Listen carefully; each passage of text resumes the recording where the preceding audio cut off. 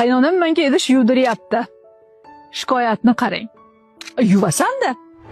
Oila bo'lgandan keyin 50 ga chiqayotgan men yuvaman, kir yuvaman, idish tovoq yuvaman, chang artaman kerak joyda, ovqat qilaman.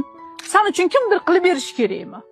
Nima uchun bugun qizlar uydagi, uzatilgan xonadonidagi mayda-chuyda ikir-chikirlarni hammasini onasiga aytadi, ona og'zini lang ochib eshitib o'tiradi. Men eshitadigan onalardan emasman. Bu xizmat yoki xizmatkorlik yoki qullik emas. Bu har bir ona, har bir beka qilish kerak bo'lgan vazifa-ku. Uying toza bo'lsa, idish tovoqlaring yaraqlab tursa, insonning bahri dili ochiladi-ku. Keyin erga faqat energiya berish emas. Uyni saramjon sarishta qilib, chiroyli idishda chiroyli ovqatni ham berishni o'rganish kerak. Aslida men senga aytganman, menga hech qanaqangi gap olib kelma va men bu gapni eshitmoqchi emasman.